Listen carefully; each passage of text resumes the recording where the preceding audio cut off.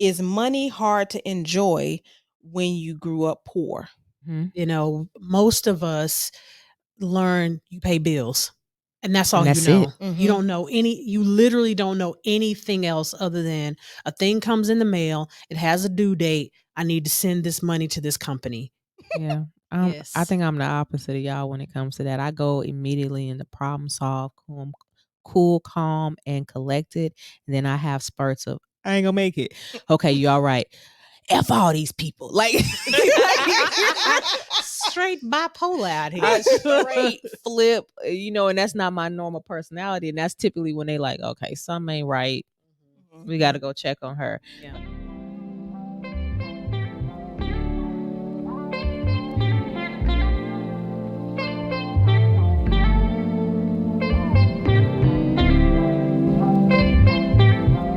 Welcome back to session 116, New Money.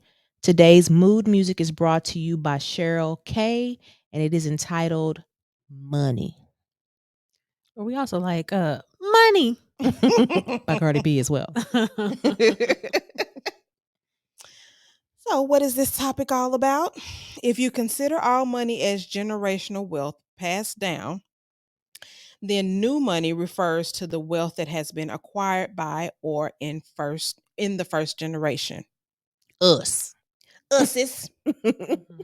So my question is money hard to enjoy? Is money hard to enjoy when you grew up poor? So I think it's yes and no. I think no, because you have access to things that you've never had Yeah. access before. Yeah. So your ability to enjoy things is expanded because now you have this ability to buy or go do things. I would also say yes, because you grew up likely in a survival mode mindset. So there's probably this constant fear of not having money. So some people will kind of grab onto it and become, misers, frugal Mhm. because, well, what if? Maybe I don't want to be back there no more. Yeah. I mean, I agree with that. I think it's just a difficult process to become wealthy and to have money, because sometimes those are two different things, number one.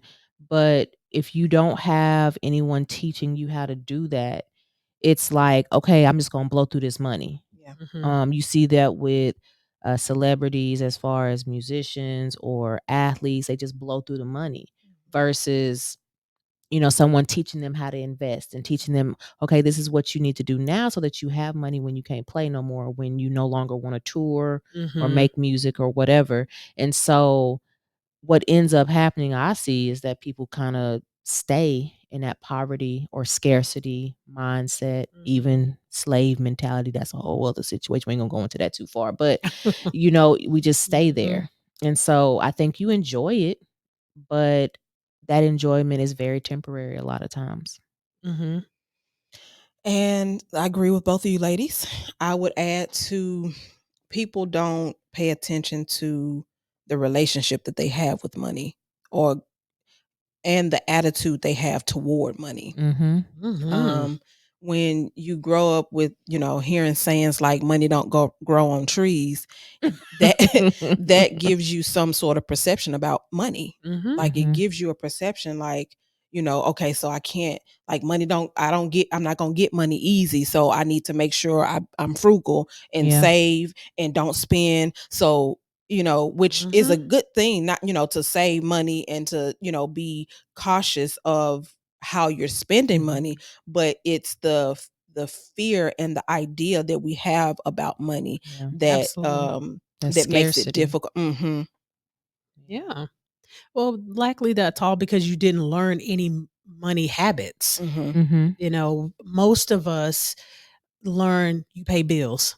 And that's all you know. You don't know you literally don't know anything else other than a thing comes in the mail. It has a due date. I need to send this money to this company. Stop. Buy groceries and put gas in my car. And you end up living paycheck to paycheck, which is really not the way we should be living. It's so unhealthy. Yeah. It really is. And then you have the completely other end of the spectrum. You get somebody who get money and then they just blow it and then they broke in another year, like people who win the lottery. You took the words right out of my mouth. I was like, they have a whole documentary Mhm. dedicated to people that It's have real won the interesting, lottery. too. Yeah, it is. I've watched it.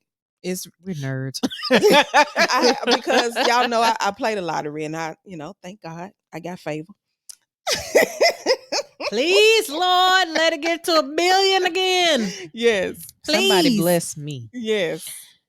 Bless me I will too. I will tide from it, but just bless me.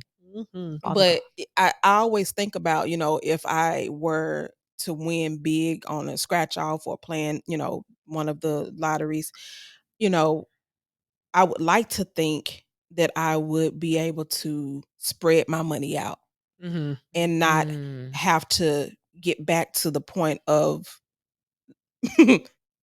not having money. There was this guy on YouTube and he had like 5 tips or whatever for people who win the lottery. I can't remember all of them, but one of them, the number one, and I'm going to take this with me if this ever happened, is to go and sign your check anonymously. You got to get a lawyer so that you will be able to sign the check anonymously. Go in full disguise. Oh yeah. So that's 2. If your state allows it. If your state allows it. So that's 2. And then the third one was to already have in your mind how much money you're going to give to people you love. And that is it. Now the other 2 I don't remember. So yeah, I remember seeing something like that about, and also having she said something about putting it in a trust. I thought getting a financial planner and getting like already having the steps down. Somebody that can make sure that you have this money for the long haul. Definitely. But first and foremost, get you a lawyer. Because everybody and their mama is going to be trying to sue you because they slipped and fell on your property. I don't have no years property. Ago. That's why I'm like, I don't have no property. Oh, my neck. I don't have nothing. I was at your apartment. I'd be like, no, you were at the landlord's apartment. That's where you was at. Yeah. Money is such a weird thing. When I'm testing people at one of the local social service agencies up here, I talk with parents all the time that money is a very hard concept for even neurotypical people to get, let alone somebody that has a developmental disability, because it's such an abstract concept. Like, we just have these numbers and we're supposed to make some sort of meaning out of these numbers. And we've attached value to these numbers, when in reality they're just It's numbers. random. It's just random. Like you got to think back in the day on the continent of Africa, like they used to pay with cowrie shells. It wasn't no, I got this paper money or these coins. Go on, give me them shells right there. How many shells is this? Okay, 3. Okay, good. Big one, small. Like, child, they used to pay with sheep, all kinds of spices, right? Oil. That's tangible stuff that's actually valuable and you can use, versus these papers. And not saying that we would be able to sustain that now because we've gone so far away from that, but when you really sit up and conceptualize what is actual money, it makes you be like, it's just something we made up. I was going to say, especially when they act like they can't make no more. Like, we just made all this up, y'all. We just made it up. We made a whole, government system. You got capitalism, democracy, socialism, communism. We just made all this up, y'all. All the things. Some people got together and said, hey, we want to do it this way. And this thing means something. But the difficult part in all of this is the way we've built our societies. You cannot live without it. You can't. Right. So even if you're a prepper or whatever, you still have to have some form of money. Yeah. So when you don't have it. Yeah. And the thing about it is, when you don't have it and you get it, like, I can't, like, it's just, even when people don't have it and you start buying things like, sheets for your bed. Like it's the You be like, simple, oh, look at these 1,000 count sheets. Hold on, these don't feel the same as the 400 count. right?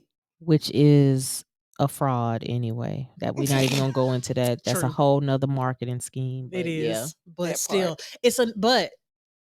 It's the mentality. Now there is some sheets that's hard. I ain't gonna say it's not, but typically that's not because of the But thread it's count. here. Yes. I mean, it's the same thing with cars. Mm-hmm. A Lexus and a Camry is the same thing. It's literally the same car, just different badging. Logos, Different emblems. badging. That's it. But the chassis is the same. Like the whole internal structure of the vehicle is the same. We just slapped a different package on the outside. Yeah. You know, Yeah. so And we think one means something. Yeah, over and it the other. don't. It don't. Mhm. It gives. We're not gonna go into this conversation, but it's giving Android and Apple when yes. they all share the same parts. Right. You know what I'm Mhm. saying? Like it's not that far off from anything. It Yeah, is because they keep literally. competing with each other. They I'm gonna like, have the same thing in a just minute. pick whichever system work for you and And stop that's telling it. everybody about it. Right. That's it. Like when people go hard about these different things, I where it's know. phones, cars, homes versus condos, like all that stuff, you sound extremely legalistic, but you are rooted in this ideology that really don't matter. So do y'all think that making more money make people less empathetic? It can. It definitely can, because you are an untouchable now. Mm. It's kind of is it the movie Good Deeds? It's Good Deeds, not no good deeds, but Good Deeds with what's that girl name that was in Beloved? Megan Good. Lynn No. Whitfield. I can't think of her name. Journey Smollett. I haven't seen. I can't think of her name, but y'all know. Oh, you said Beloved. You thinking of the other movie, but I know. You said Beloved. My head went straight Eve's Bayou. I know. Same thing. Similar thing. Beloved in so long. I was like, wait, I am none of listening. them are I'm in not there. a single person that's in Beloved. I can't think of her name. I'm sure the interns are like, it's this, but her and then Tyler Perry are in it. She's a housekeeper. Oh yeah. I know what you're I talking can't about. think of her name though. But when she said, "How much is a gallon of milk?" and he couldn't tell her, you know, there is a certain level of ability to remove yourself from the struggles of the world. Shout out to Mahalia Jackson. But they're still there. You know, when I see these interviews with people, the one that pops up in my head is that interview with Lil Wayne several years ago, where he was talking about someone asked him about poorness and all of that, and he's like, "That ain't got nothing to do with me," even though that's where he grew up in. And you know, fast forward to this year, you know, the police officer that saved him when he shot himself passed away, and he felt that. But it kind of lends the idea, like, when was the last time that he actually felt, or that he cared, or that he connected with people that were not in his same tax bracket. Well, you become detached after a while. Yeah. Because the longer, even if you've got new money, the longer you have money, I do think, yes, the less empathetic you can become. Of course, if you have a very altruistic spirit, then you're probably going to be very philanthropic and give your money away and, you know, give to charity and things. But if that wasn't part of who I was, then yeah, you're probably going to be less empathetic and more apathetic towards people's struggle, because then that whole pull yourself up by your bootstraps mentality sets in. Like, well, I was able to do it, so why can't you do it? And I think a part of that is when you get money, you become isolated because everybody around you got their hand out. If they're not in your same tax bracket, they have their hand out. Even when they in your same tax bracket. Because the richest philosophy is to spend everybody's everything. And not your own. And not your own. Yeah. That's true. And there's always somebody richer than you. That is true. But I get what you're saying though. Yeah. But when they're not in your tax bracket, For sure. You know, unless they are someone who just really don't care about your money and they really just down for you, so you become isolated. So you do become more detached. Yeah. More detached from feelings, more detached from empathy. because you're alone. It reminds me I agree. of us. I can't think of the title. Y'all, chemo brain is real today.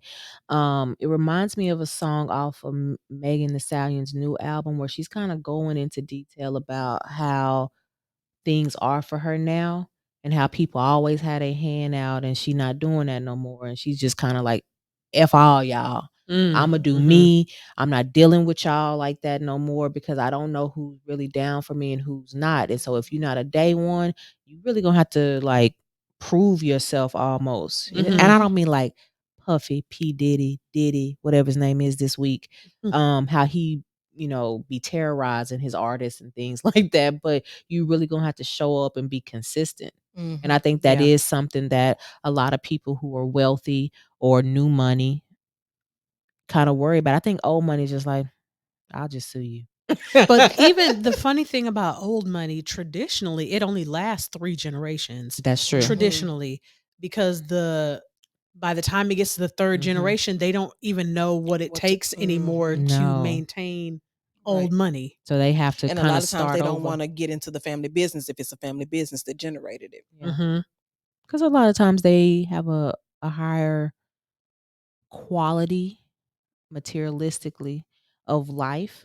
And so they don't understand sometimes that the work ethic that needs to come along with it. That's not everybody. Of course. And that's Because not there's some serious old money out there. Yeah. And that's not every culture because there's some cultures, I don't care who you are, you better get over here and work. Like, you know what I mean? So it's a struggle out here, man. Yeah. Yeah. Do you think wealth can cloud moral judgment? Yes. Have you seen all the documentaries coming out? Yes, I definitely think that wealth, and I would say both being wealthy and being rich, because I don't think those two things are the same. They're Wealth is an abundance of things. Yeah, I mean, it's just so much extra. Rich is kind of like you've got cash.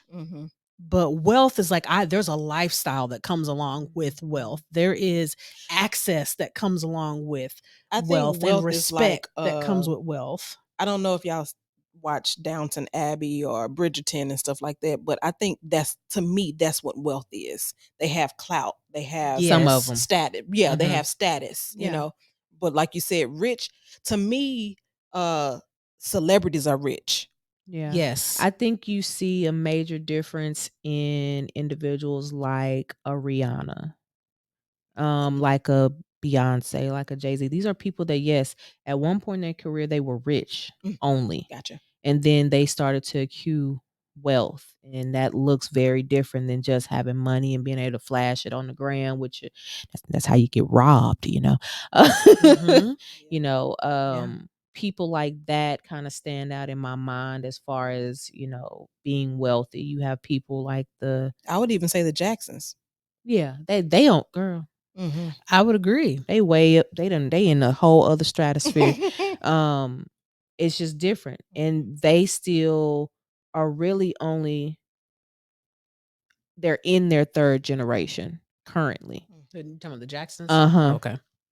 And so the 1st generation, counting just the people that performed, they know what it took to get there.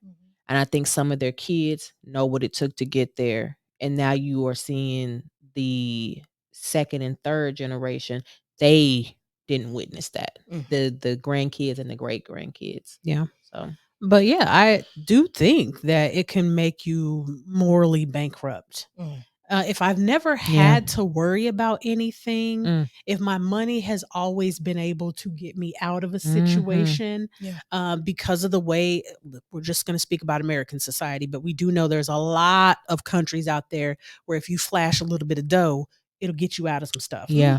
But just the way that we've set up the world, that money holds so much value in society, absolutely. If I think that I can pay off this judge or pay off this cop or pay off or get the best lawyer that exists, and what do I have to be afraid of? Yeah. I think people are starting to divest a lot from that. It's one of the reasons why people now do a lot more research on who's supporting what politicians financially, and then saying, "Hey, we're no longer going to support your service or support your company or whatever," because people, I think, not everybody, but there is a large amount of people that are trying to get back to having some level of moral ground, whatever that looks like for them.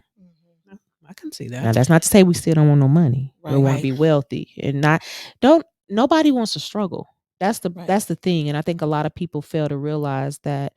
And then we end up having these people that got their money, whatever way they did. We're not going to go into a whole deep dive into how old money happened in the Americas, but they also gatekeep it. So it's like, I can work my butt off. And y'all have interns, y'all have heard each of us talk about how hard we've gone in college and after college with multiple jobs and side jobs. And you got to think, we're not wealthy yet. Yeah, I was glad you said that yet, girl. But we gonna work on it. But you got to think, like, we going hard. So that thought process of you got to pull yourself up by your bootstraps, yeah, that can apply to a very small amount of people, but most people are not out here just not working. Right. Yeah. What people are doing is out here working for pennies. That's why we can't pull ourselves up by the bootstraps. Well, like you were saying about gatekeeping. Yeah. There's so many big industries, right? There's only so many, but big industry really keeps the world down, and for lack of a better term, Contained. Contained, that's a better yes, thank you.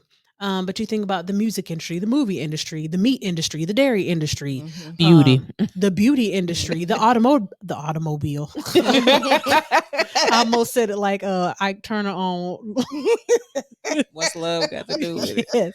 The automobile industry, the banking industry, the housing industry, the educational institution, the police. I mean, there's so many large institutions. And for them to say that, the micro and small businesses are what keep the world going, they sure don't act like it. Because that is one way to build wealth, to build riches. Let me say that. To start building riches that hopefully become wealth, small and micro business. But I 100% agree with you that even the way our world is transitioning now, that is no longer the support of the Americas. Well, they proved that during COVID. They gave the larger companies way more money. And granted, I understand they have more employees, so whatever. Them employees didn't get that money. I know. I'm just I'm trying to keep us from getting ridiculed. But that's also why we crashing and burning right now in 2022. Right.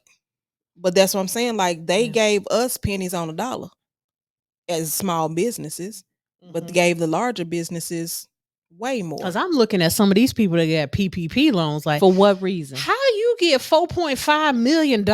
Like, wait a minute. What is your your company? Who was working? What? How did you get that much? I'm sitting over here like, we over here trying to scrape together nickels to go get a bologna sandwich. Because I think like and find Chris some got wood like during $20 million or something. Don't bring that back up. Y'all had a whole flashback of that wet wood. Let me not call my people out like that. Okay, go ahead. It's okay. Y'all was having a moment. I know.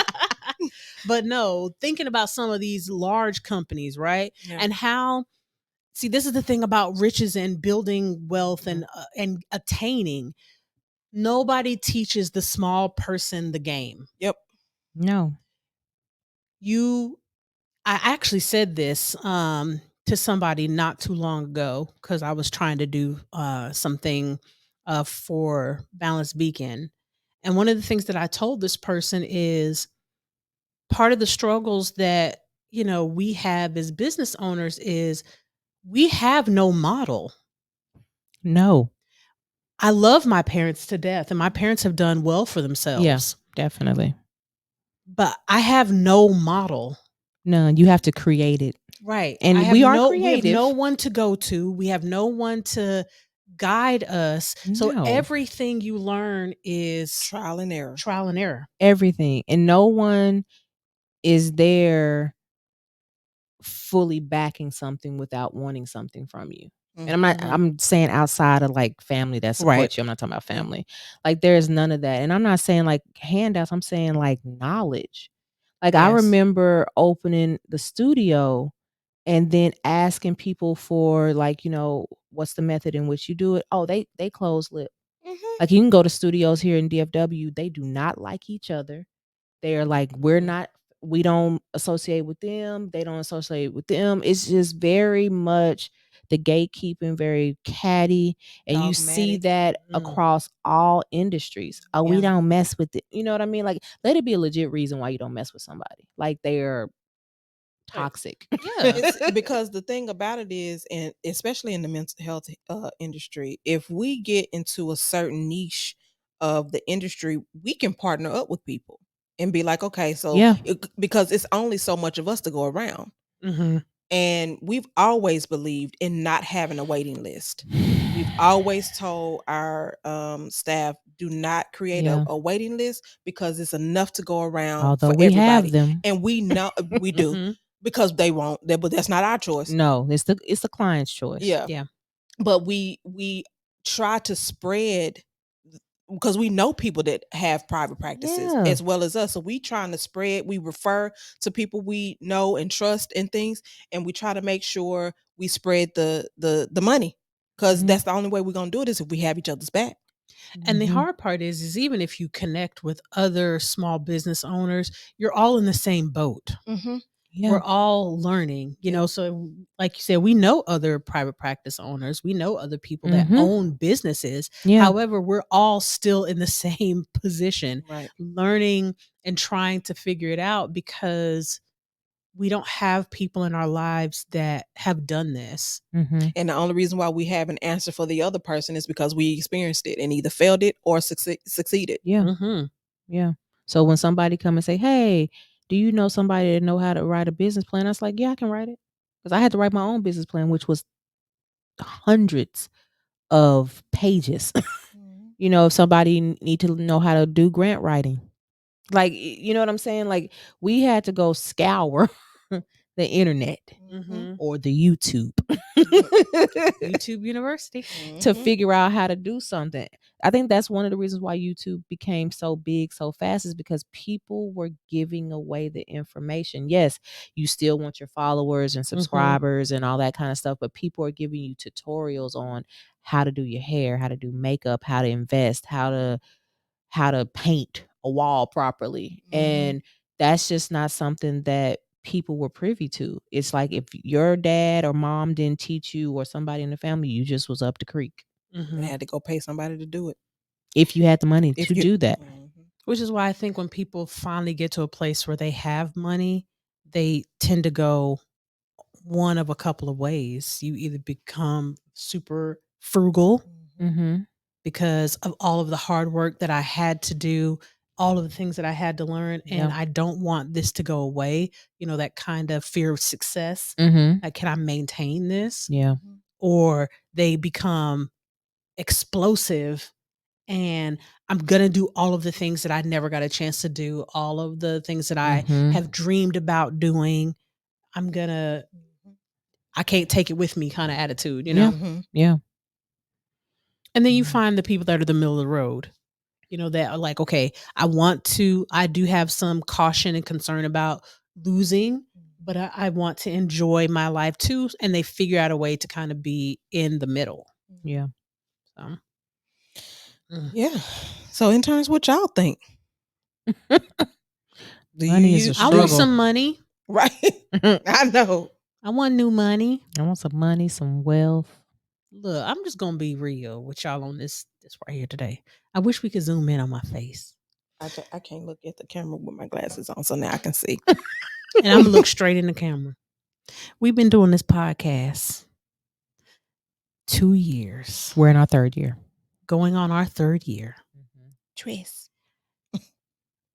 And have yet to make a single dollar.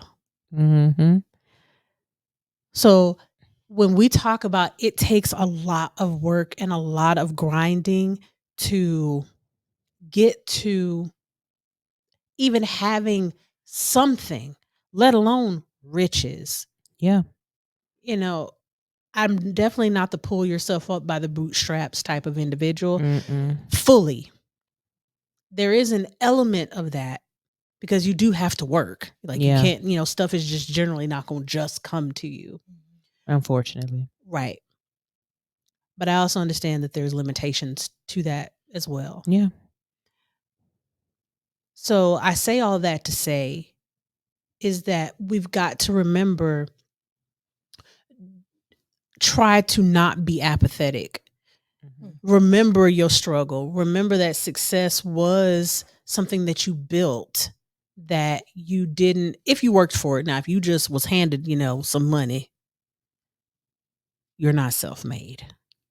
But we all get help from somebody. But don't forget, the whole don't forget where you came from. Don't forget the struggle that you went through to get to the place that you are. You did all of that for a reason. Yeah. Lessons. So, there you go. Message. Yeah. What do y'all feel has been the number one thing that you've learned in the journey so far to wealth? Yes, I did. I did.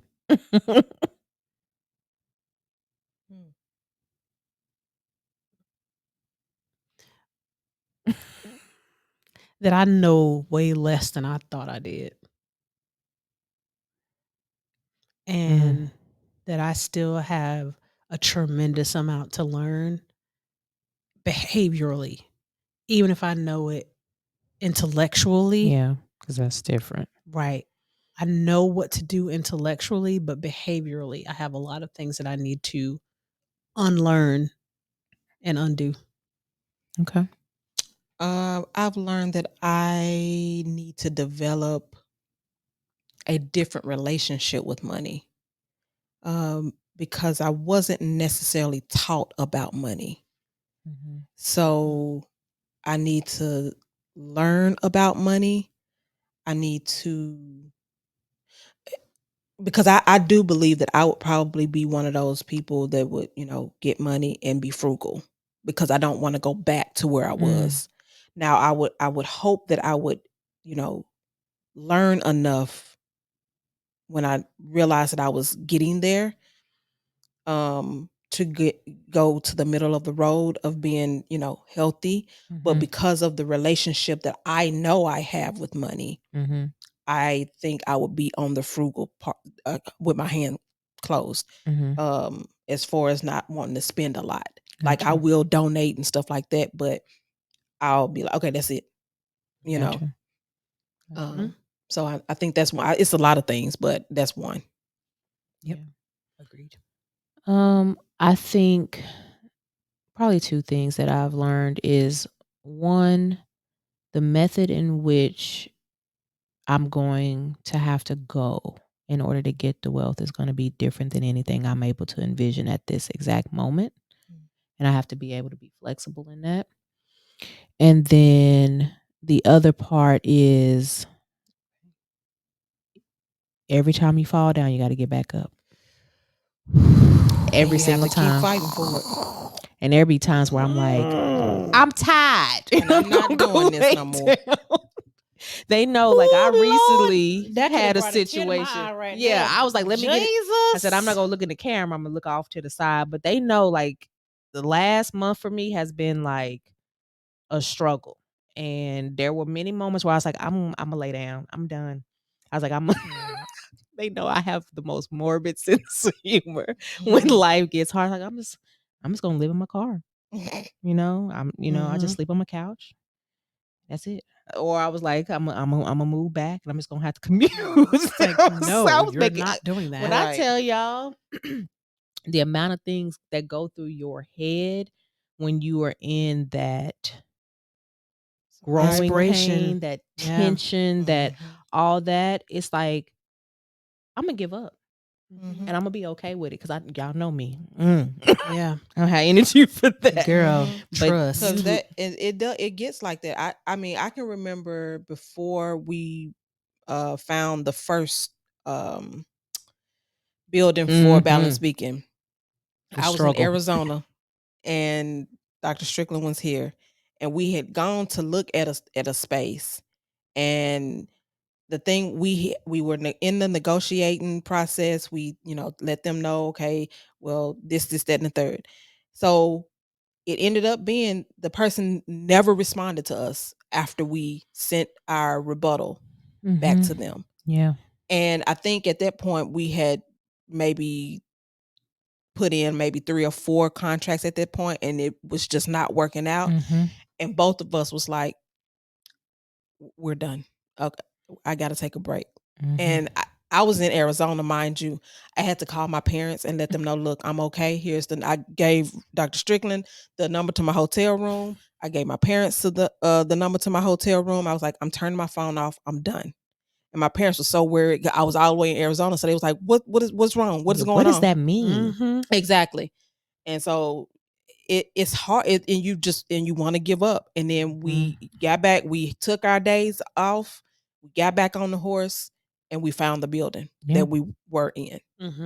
Yeah, that level of heartbreak, it be a lot, and you have to give yourself time to like grieve. Yeah, the first idea set that were going through your mind and move on to the next. And you can't really rush that process, or you're not going to learn whatever lesson you needed to learn from that. Now, I'm going to say I'm tired of learning, but I'm going to keep on learning. I'm tired of learning too, but I'm going to keep learning. Right. Yeah, no, I 100% agree with both of you guys.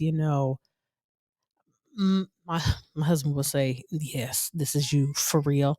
I tend to be initially, I'm a woe was me in at first. Gotcha. Like I have to, like my brain is just going to go there. It's going to go complete annihilation. It's going to go complete, like, the sky is falling. The sky is falling. Chicken Little, for real. That is me. And I always tell him this, but you got to let me do that. Like I have to, I cannot problem solve with you until I do the Chicken Little. Yeah. That's your process. After that, then I can say, okay, all right, what do we need to do? And now I can plan and move forward from there. But if I don't have that like explosion, and when I say explosion, I don't mean like I'm fighting people, that kind of explosion. Human moment. A human moment. Because it's a lot. When you have to maintain a certain face for, the people in your life, people look at you a certain way. They have certain beliefs about what you do. That's that's a hard internal You don't battle. let nobody down. Yeah. Yeah. See, for me, I go straight to God. Be like, God, what is this? What are you doing? You go into lament.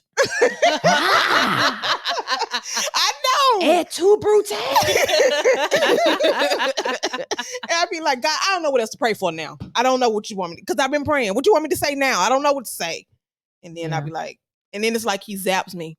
And I'm like, okay, I'm fine now. I got strength. Yeah. Yes. I think I'm the opposite of y'all when it comes to that. I go immediately into problem solve, cool, calm, and collected. And then I have spurts of, I ain't gonna make it. Okay, you all right. F all these people. Like straight bipolar out here. I straight flip, and that's not my normal personality. And that's typically when they like, okay, something ain't right. We got to go check on her. Yeah. We got to go check on her. Yeah. But I will never forget, and I'm not going to go too far into it because we will all be in here crying, but we had to go do a trip to scout for something that is in the works for 1 year in the future. And we just had to all kind of have a come to Jesus meeting, and we were all literally feeling the exact same way. And when I tell you the amount of boo-hooing that was going on that trip, and the amount of getting stuff out and being able to like show up differently that happened. And sometimes that's what you need, because we're all wearing masks. And they are a form of protection, but sometimes they can be something that weighs you down and hinders your process. Absolutely. So we're Yes. saying all this to say, I know we just had a little therapeutic We moment did. No. there. Catharsis. but y'all love that. But we're saying all this to say, like, if you are on a journey of being financially stable, Mhm. being rich, being wealthy, there's going to be struggle with all Mhm. stages. There's Yeah. going to be some times that you want to give up. There are going to be some times that you don't think you're going to be able to make it and it's not going to work. But we are a testament to you. We're not saying pull yourself up by the bootstraps, but what we are saying is stay encouraged and stay Yeah. motivated so that you can continue Yeah. to stay the course and stay the journey. Mhm. Absolutely. Have multiple game plans. Mhm. Mhm. And multiple ways of hitting the target, because Mhm. we've had to create, man, you got, and the thing about it is, don't think you can do this by yourself, even if you don't. Yeah. Oh God. Thank God we got business partners. Jesus Christ. I don't know if I peeped do it. But the thing No. about it is, if you don't have a business partner, you have someone that, hopefully you have a support system, even if it's just one person that's your support. So bounce Mhm. ideas off of them so that you're Mhm. not just, the worst place to be is in your own head. Yeah, that echo chamber be hard. Mhm. Woo, Mhm. out here hitting, boy. Yeah. Yes, I agree. All that. Any final statements, ladies? Mm-mm. Okay. Y'all know we always end off with a quote, and this one is brought to you by James W. Frick. Don't tell me where your priorities are. Show me where you spend your money, and I'll